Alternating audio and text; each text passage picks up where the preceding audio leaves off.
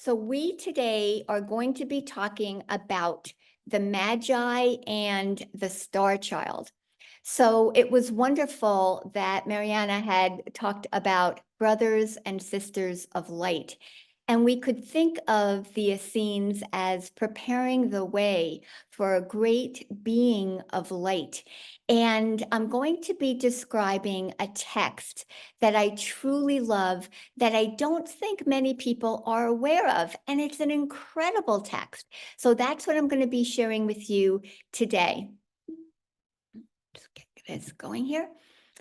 I'm going to be talking about the revelation of the Magi.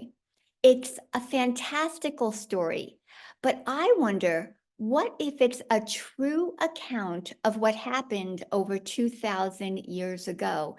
And actually, I think it really could be a true account, although it's very fantastical. In this presentation, I'm going to incorporate excerpts from the text, Revelation of the Magi, the lost tale of the wise men's journey to Bethlehem, translated by Brent Landau, and also summary statements from an essay he wrote for a book he co-edited called New Testament Apocrypha, More Non-Canonical Scriptures. What I'm going to do is weave in supportive literature, stories, and research I've done in other areas that I think can help us open up to the possibility that reality is not what we have been led to believe by our current culture, but instead reality is far more wondrous and filled with all sorts of conscious beings, including powerful beings of light who continue to assist humanity with our own spiritual development and evolutionary journey. So let's begin with the question, who are the Magi? Well, in the New Revised Standard Version of the Bible, the Greek word magi is translated as wise men. I'm sure you've heard them called that. The word magi also means astrologers or magicians. It can refer more specifically to priests of the Zoroastrian religion, which is an Iranian tradition that has influenced both Judaism and Christianity. The Zoroastrian Magi were famous in the ancient world for their skills in interpreting the nighttime sky. In popular culture, the Magi are also known as the Three Kings. In this book that I'm going to be speaking about today, Revelation of the Magi, the lost tale of the wise men's journey to Bethlehem, it states that the Magi are wise men and kings who are specifically called Magi because, quote, in silence without a sound, they glorified and prayed. And in silence and in the mind, they glorified and prayed to the exalted and holy majesty of the Lord of life. And this was a different form of prayer at the time when a lot of the praying was out loud and within the group. They would go privately inside and do what we might call today contemplation or inner meditation. The story about the Magi is found in only one place in the New Testament of the Christian Bible. Even though they're so popular in the popular culture, it's really only in one place in the New Testament. It's in the Gospel of Matthew, chapter 2, verses 1 through 12. In that chapter, Matthew does not say it's three magi. He simply says it's magi from the east. He doesn't specify the number of magi, and he doesn't mention the exact country of origin. So let me tell you a little bit about this text that we're going to be talking about. Revelation of the Magi is the first English translation of an early Christian manuscript that declares itself to be the personal testimony of the biblical Magi about their actual experiences with the coming of Christ. For his doctoral dissertation, Brent Landau translated Revelation of the Magi into English for the first time. It was published by HarperCollins in 2010, so it's been out for a little bit. Brett Landau received his Doctor of Theology and his Master's of Divinity from Harvard University and his Bachelor's in Religious Studies from the University of Iowa. He's now a senior lecturer in the Department of Religious Studies at the University of Texas at Austin. The full text was preserved only in the language of Syriac in a single 8th century manuscript housed in the Vatican Library. There is a much briefer 5th century Latin summary of the same basic narrative that exists in an ancient commentary on the Gospel of Matthew. And so at the time when this text was published, Brett Landau had an interview, a meeting with Diane Rehm, and he told her about his experience of how he came to find and translate this text. And so I'm going to quote from this interview that he had. So Brett Landau said, quote, "I found out that there were stories preserved outside the New Testament that talked about his or Jesus's birth and childhood. When I started my doctorate at Harvard University, I decided I wanted to work on this. I didn't come up with the idea of working on the wise men until I had been on a study trip to Italy and was just really impressed at how much the Magi were showing up in artistic representations. They were in paintings, mosaics, and catacombs. And just so you know, a catacomb is an underground cemetery that was constructed by the ancient Romans. And what you see here, there's some really beautiful art in this presentation I'm sharing with you today. This is on a sarcophagus, which is basically a stone coffin. Well, this fresco of the three Magi offering their gifts to Mary, seated at the right and holding her child Jesus, this dates back to the 3rd century and is the earliest known image of the Magi. This was found in the catacomb of Priscilla in Rome, Italy. This painting appears above an arch in the oldest section of the catacomb in which Christians were buried.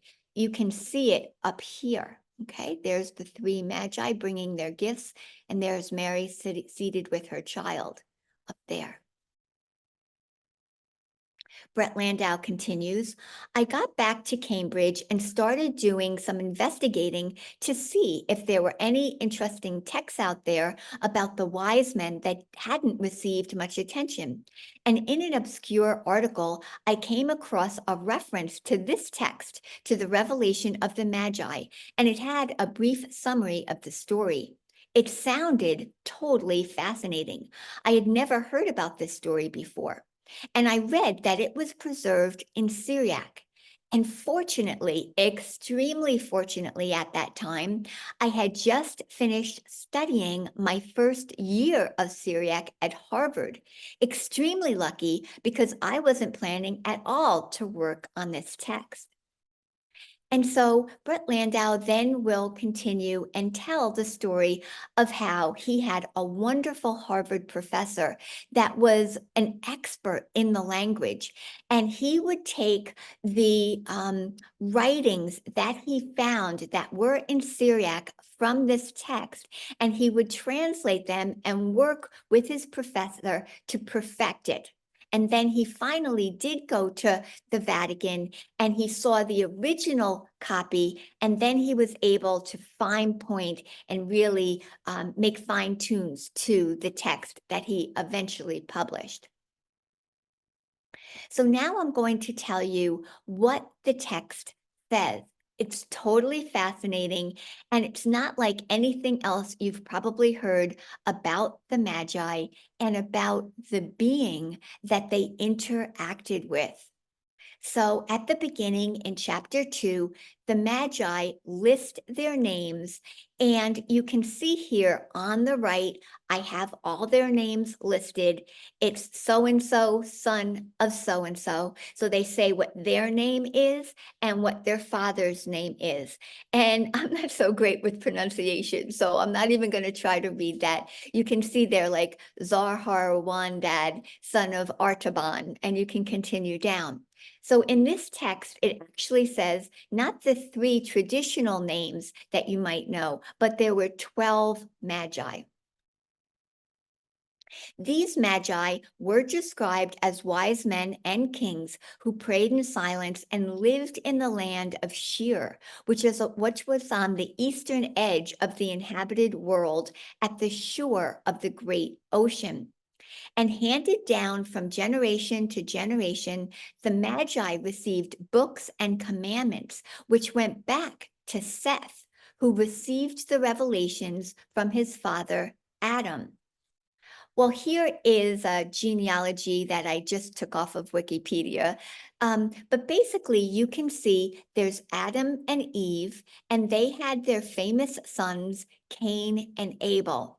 Cain killed Abel, so he didn't have any descendants. And then this particular genealogy lists the descendants of Cain.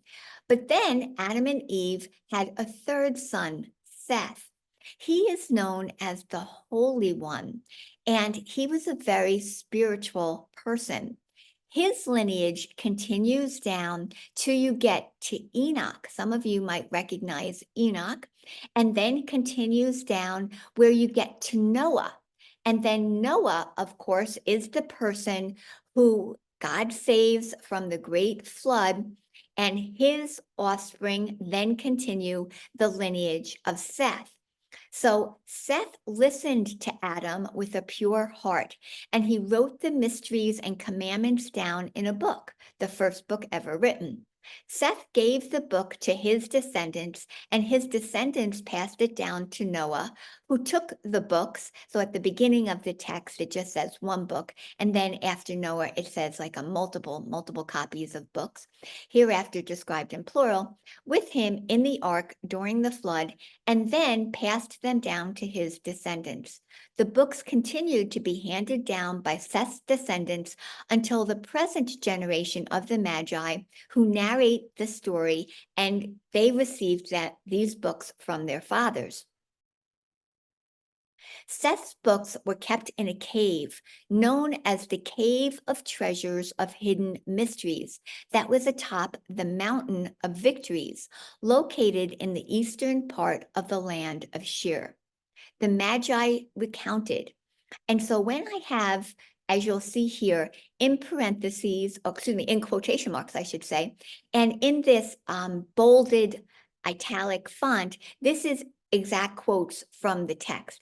So the Magi recounted, and our fathers commanded us, as they also received from their fathers, wait for the light that shines forth to you from on high in the form of a star over the mountain of victories, and comes to rest upon a pillar of light within the cave of treasures of hidden mysteries. And also command your sons and your sons their sons, until the mystery of the star that shines forth from the exalted majesty appears to your generation, a light like a star, and giving light to the entire creation, and obscuring the light of the sun, moon, and stars, and not one of them is seen or is able to stand in the presence of its light.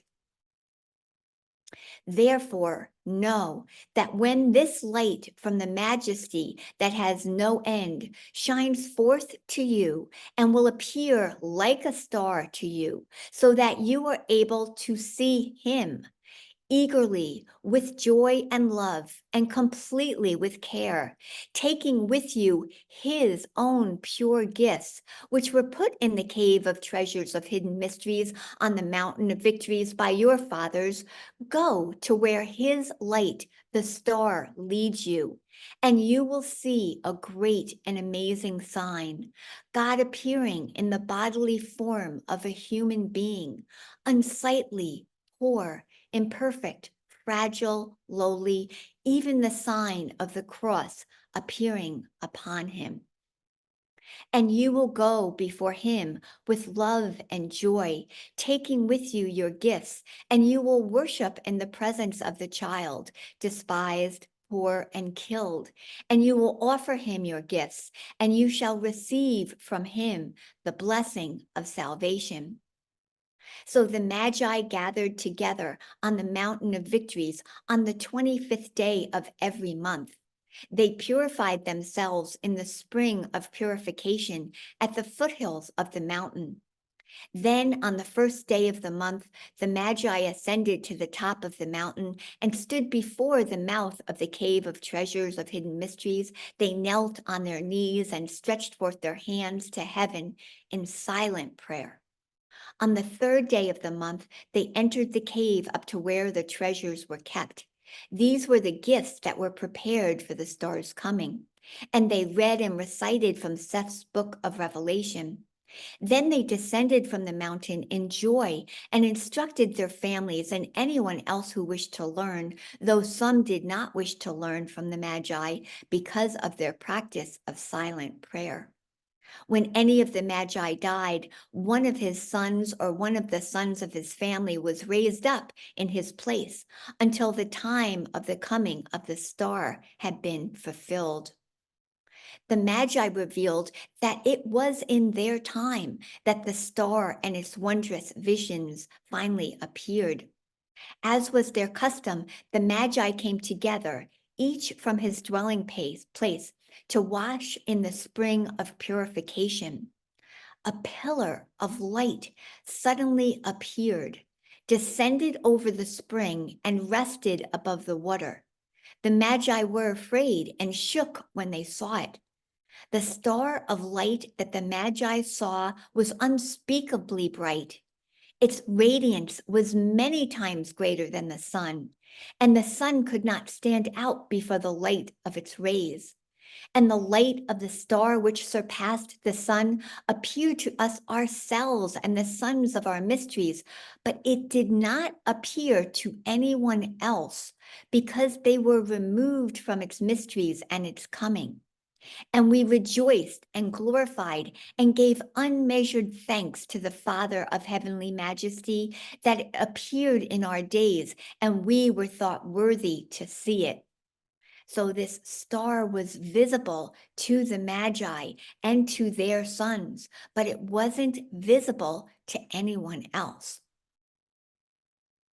The Magi finished bathing in their spring and climbed the mountain of victories.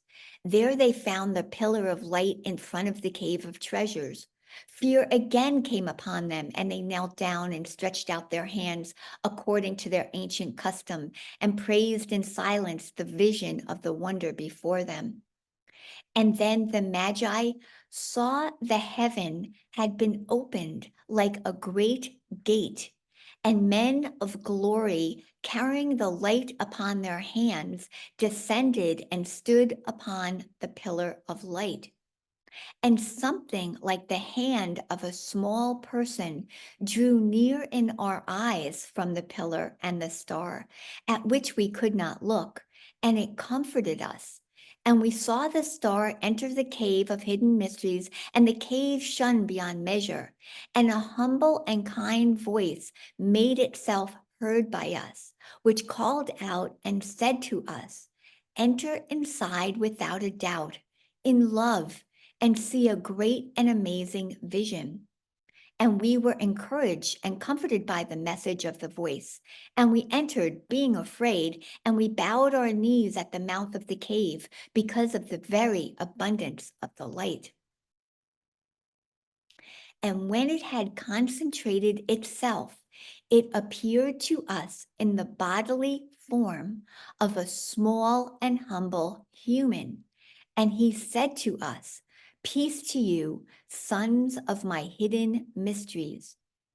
The being instructed the Magi to take the treasures deposited in the cave and to bring them to the place where the being was to be born in human form and worship him there.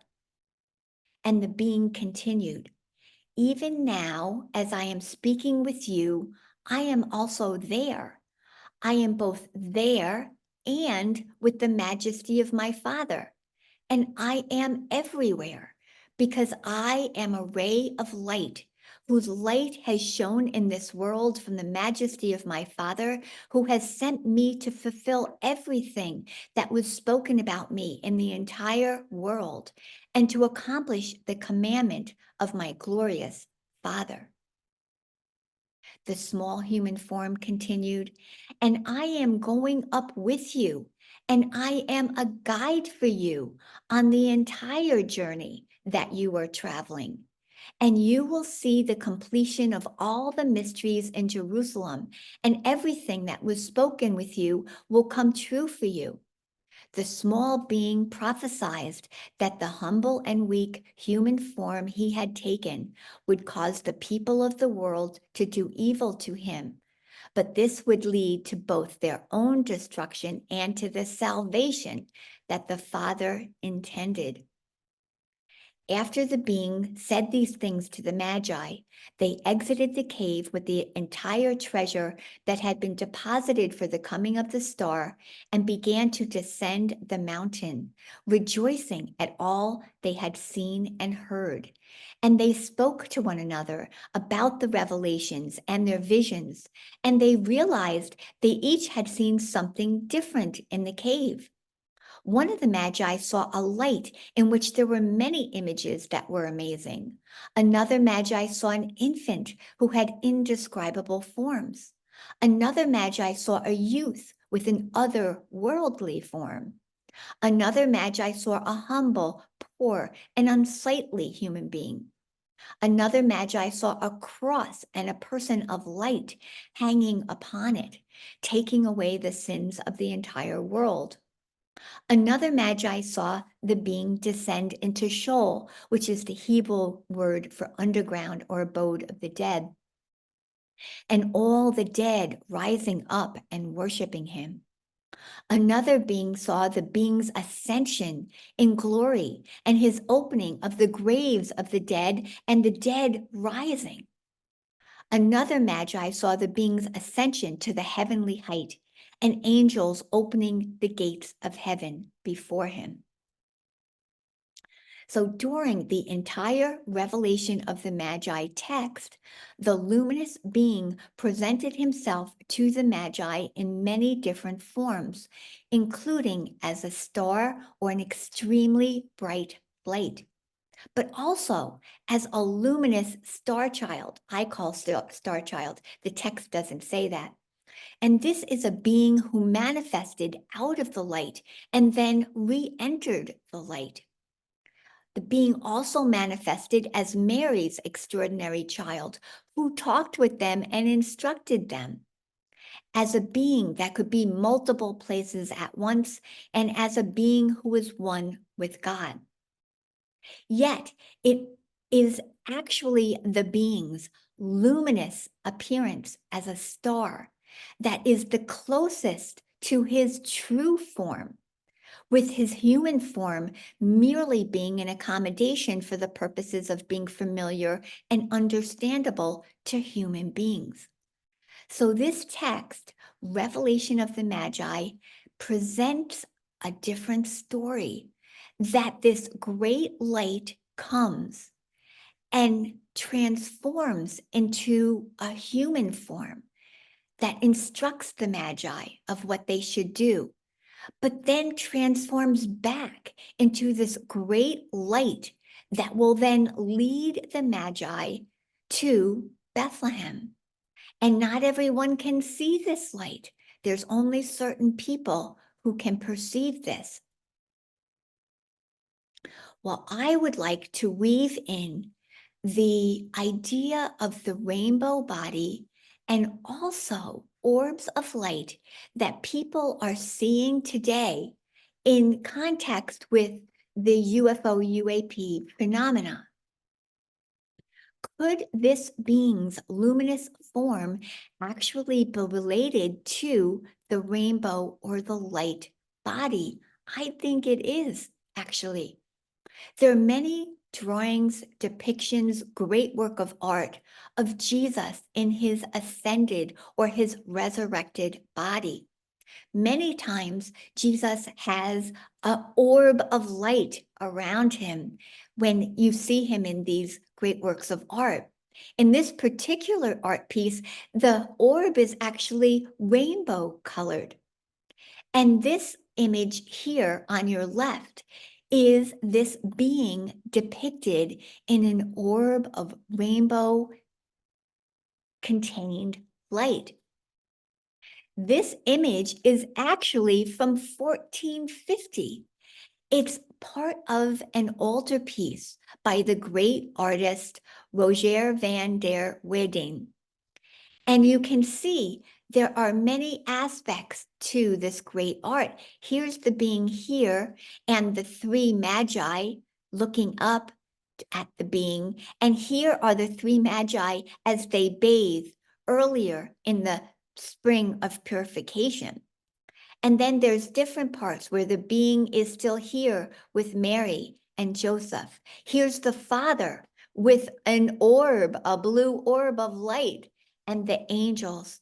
And then here's Mary presenting the baby to the Magi when they finally get there and bring their gifts.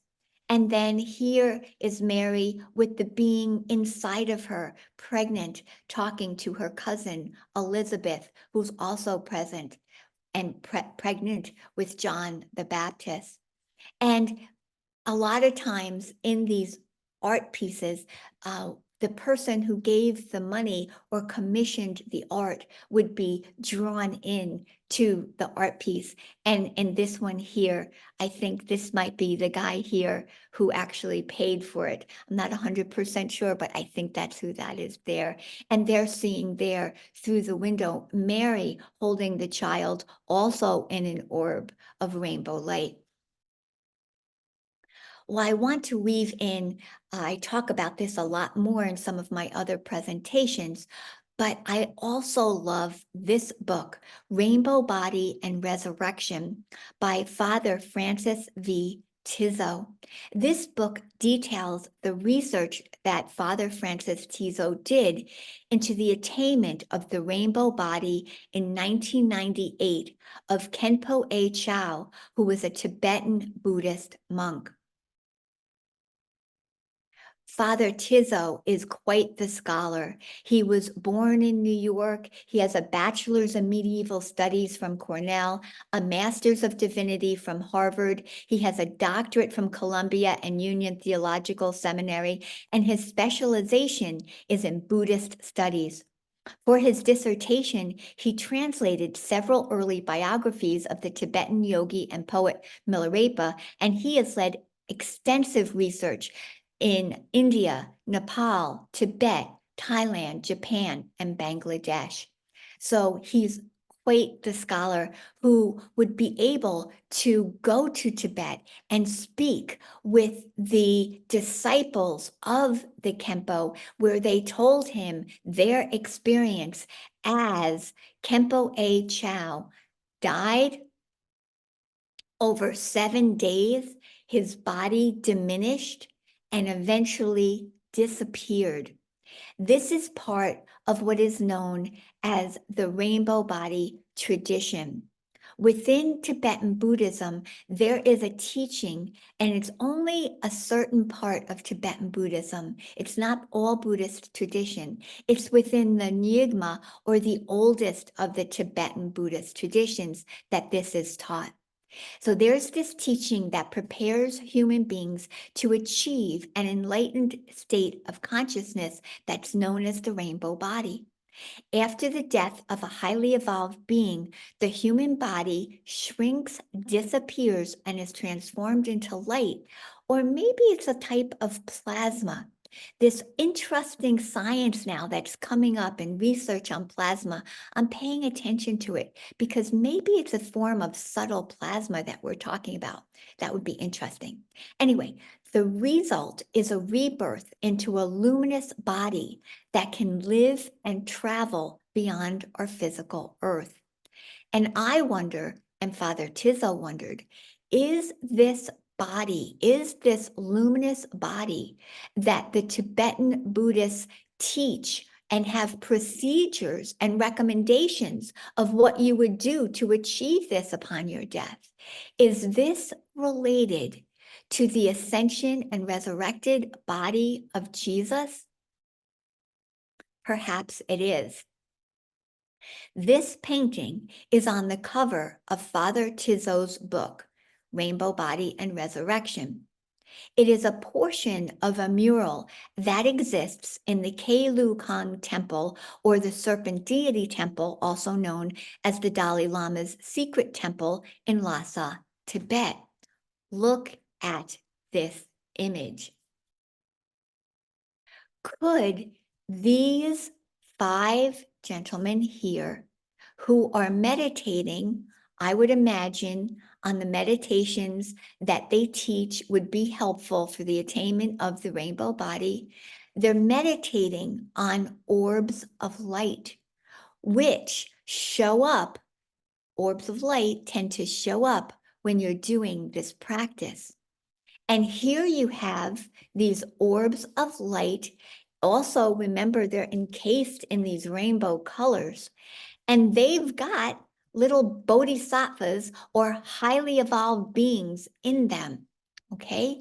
And I kind of think that these highly evolved beings are helping these gentlemen with their meditation and with their gradual transformation, raising the vibe, whatever kind of alchemical transition is going on, that, by the way, alchemists were working on too, when they call the golden body, okay, and the philosopher's stone.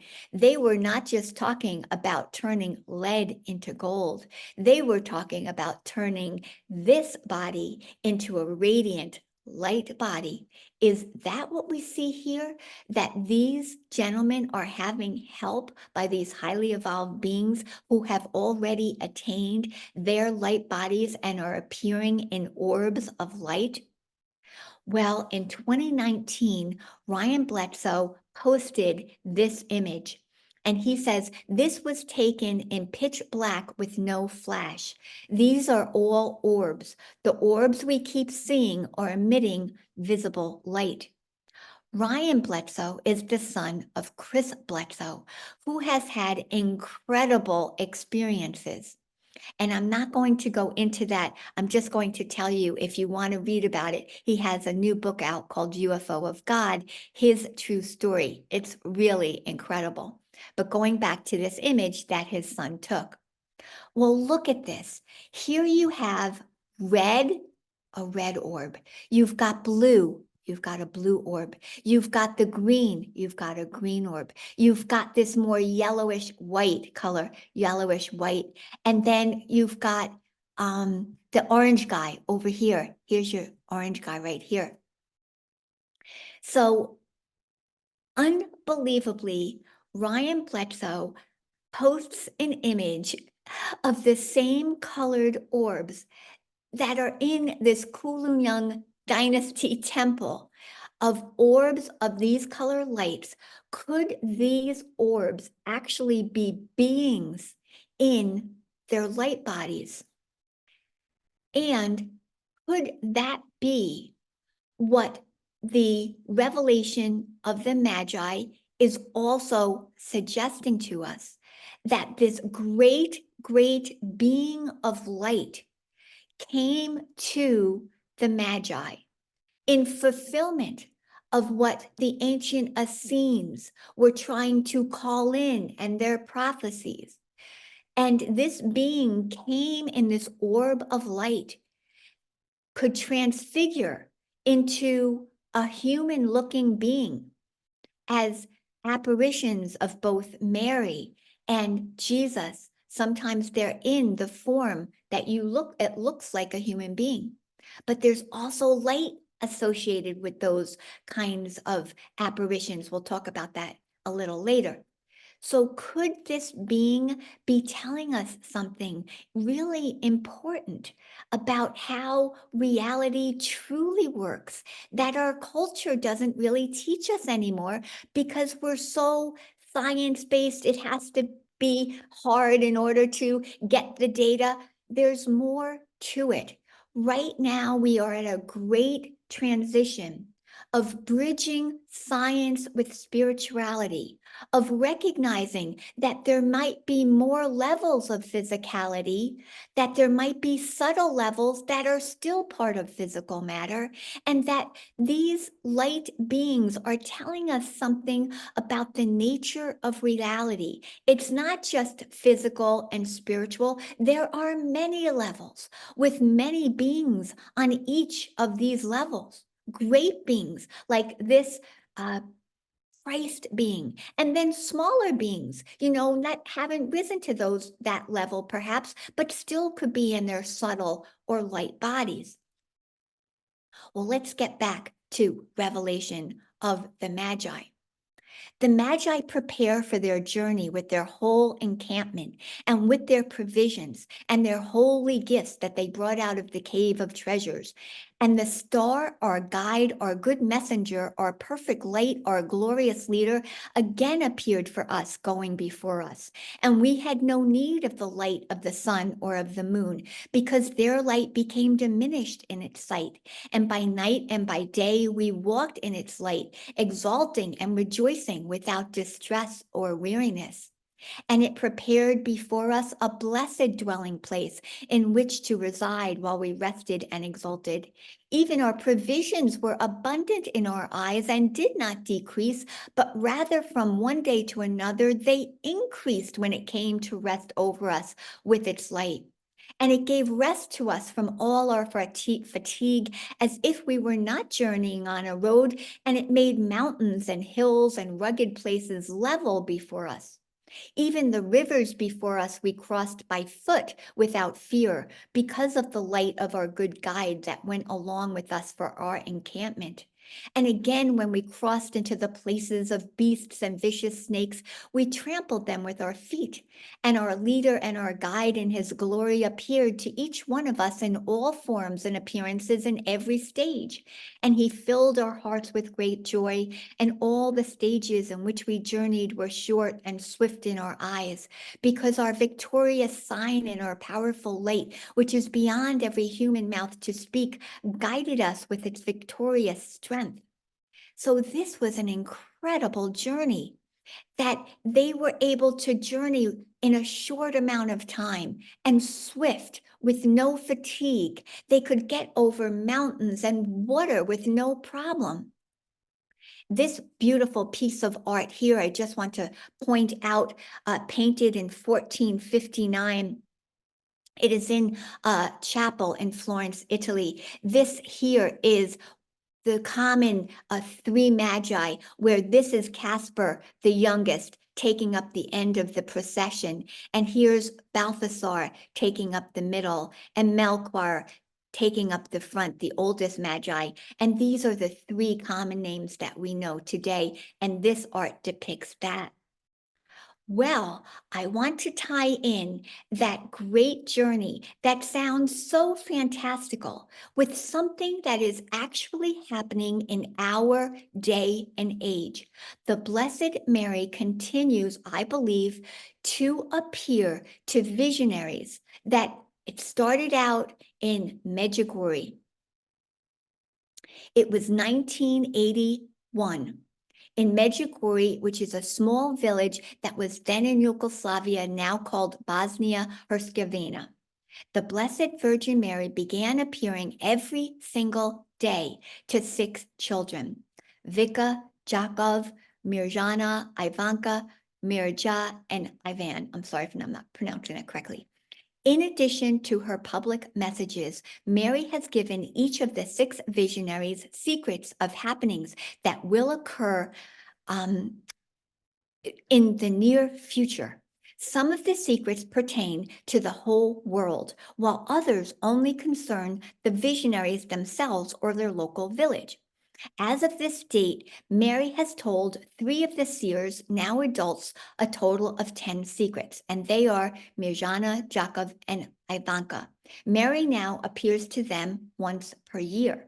The remaining 3 visionaries, Vika, Marja, and Ivan, have received 9 secrets each, and Mary continues to appear to them every day, no matter where they are.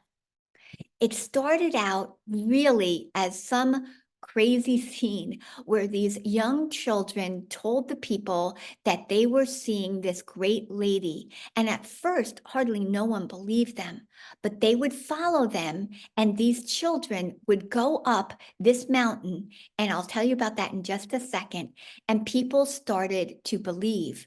And the local priest, though, and the children were sort of getting persecuted by some people and people in the church, bishops and stuff, who didn't believe and thought they were lying. And so the children were put through all these crazy tests. They had different things attached to their heads and different, EEGs and their heart rate taken, and they would all look at the exact same place when the apparition would happen. They would all fall to their knees, and they would go into this ecstatic vision so that their body didn't move at all. And terribly, interestingly, but terribly, people would take like needles and prick them and they wouldn't move, or they'd take fire and bring it up to them and the children wouldn't move, just to get them sort of out of this vision and prove that, nothing really was happening. And to this day, after all this time, these children, now young adults and older adults actually, they have stood the test of time, and every day, the three that still get apparitions will tell sometimes what Mary says to them. Mostly it's about, come to peace in yourself and pray and those kind of like things. Well, this is happening here in Medjugorje. You can see it's across from Rome, across the Adriatic Sea there, just to give you an idea of where this is happening. Now, this is Mount Holdbrio. And this is the mountain in Medjugorje where Mary first appeared to the visionaries in June of 1981. And you can see it's a very steep hill here. Here's a trail that goes up, and there's another trail here. But that trail was not there in 1981. This trail was put in because there's many pilgrims that come here and they get healings. And I don't know if you're going to be able to see it, but there's like a white statue here and a cross here. But again, the people of the area put these things up after the visions started happening. So these trails weren't here, but they were put up. This is like very steep and very rocky. And so they put in another trail for other people to go up. It's longer, but it's less steep.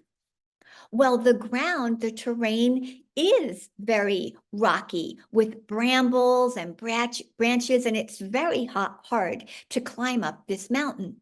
But there have been many accounts of the miraculous ease and speed at which these young visionaries ascended up the mountain on which Mary originally appeared to them, although this mountain is filled with boulders and brambles. What follows now are quotes from one of the visionaries and then other witnesses about the astonishing effortlessness with which the 6 children made their way to Mary once they felt her presence on the mountain and heard her call to them. So upon seeing the terrain of this mountain, one can quickly understand why many believed in the apparitions after seeing the 6 children miraculously run up at an unreal speed. It is anything but an easy climb, and the thorns and sharp rocks are sure to leave their marks. Yet the visionaries seem to quote unquote fly over it to Our Lady, some even barefooted.